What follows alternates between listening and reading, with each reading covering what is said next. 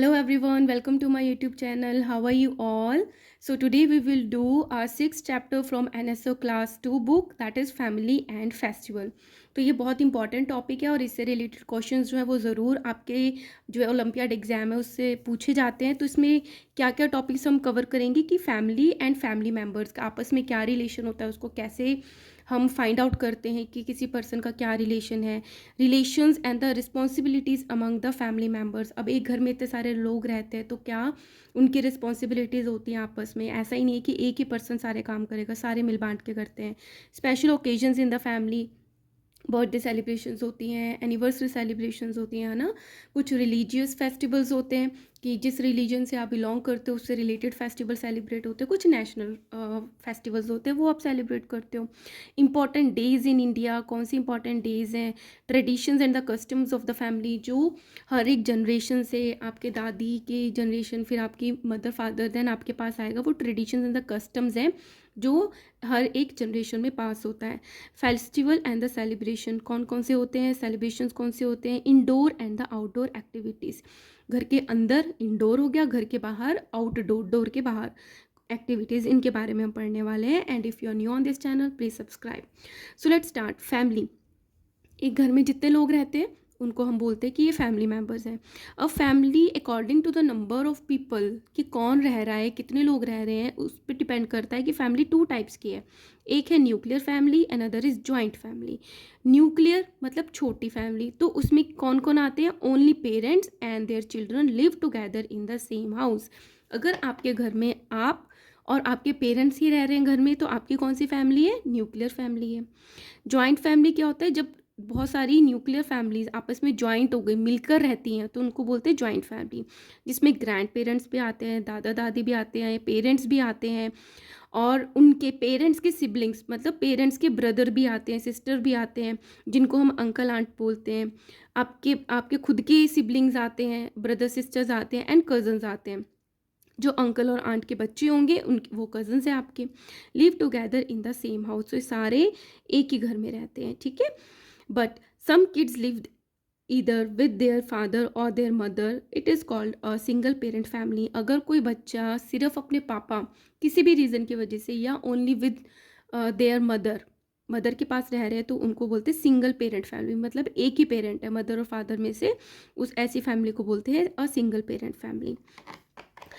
अब क्या है माई फैमिली ट्री, तो फैमिली ट्री कहाँ से यूज़ होता है, जैसे ये गर्ल है, ये है मी, तो इसका ये फैमिली ट्री है।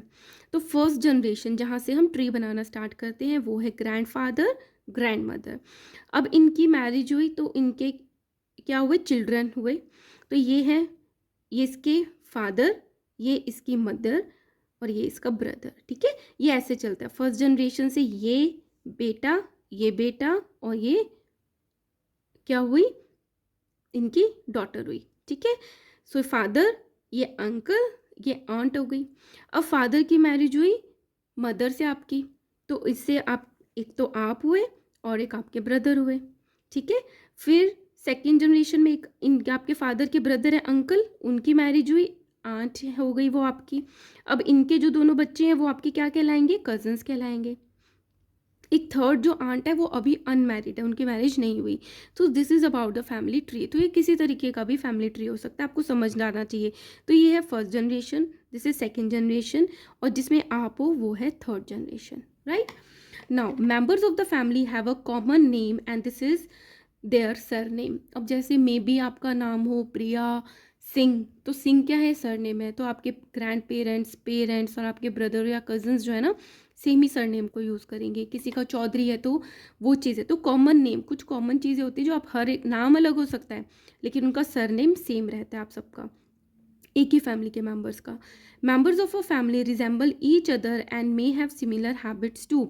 अब मेंबर्स जो होते हैं फैमिली के अंदर, जो रहने वाले होते हैं, एक तो वो एक दूसरे को रिजेंबल करते हैं, मतलब आपका जो फेस है आपके या तो मदर जैसा ज़्यादा मिलता होगा या फादर जैसा होगा, ठीक है। और इतने साल तक हम एक साथ रहते तो हमारी नेचर भी एक दूसरे जैसी हो जाती है, तो हैबिट्स भी मिलने लग जाती हैं। On special occasions and the festival we meet other members of our extended family. Extended मतलब अगर जैसे दादी की कोई सिस्टर है या आपकी मम्मा की कोई सिस्टर है, आपके फादर के कोई रिलेटिव है, वो तो है ही, पर अगर आप न्यूक्लियर फैमिली में रहते हो तो ये एक्सटेंडेड फैमिली होगी। तो आप उस टाइम पे जैसे दीपावली है तो आप मिलते हो अपने एक्सटेंडेड फैमिली के जो भी रिलेशंस हैं उनसे। Traditions and the customs are passed on from one generation to another. अब आपकी फैमिली में जो ट्रेडिशन चलता आ रहा है वही एक जनरेशन से दूसरी जनरेशन में पास होता है। वो लोग देखते हैं अपने पेरेंट्स को, इसी तरीके से आप लोग अपने पेरेंट्स को देखते हो कि क्या ट्रेडिशंस और कस्टम्स है, तो वो वन बाय वन जनरेशन से पास होता रहता है। We play many indoor and the outdoor games like carrom, ludo, football etcetera. तो कुछ गेम्स तो होती है इंडोर जो घर के अंदर खेल सकते हैं, कुछ आउटडोर घर के बाहर। तो इसमें जो कैरम है वो इंडोर गेम है, लूडो भी इंडोर है, फुटबॉल आउटडोर है etcetera with the family and the friends. तो ये सब हम फैमिली फ्रेंड्स के साथ भी खेलते हैं। अब बात आती है फेस्टिवल्स की। फेस्टिवल्स कैन बी नेशनल और रिलीजियस। अब फेस्टिवल या तो नेशनल का मतलब है कि पूरा हमारा नेशन इंडिया मिलके इसको सेलिब्रेट करेगा। अनदर इज़ रिलीजियस, मतलब जैसा आपका रिलीजन है।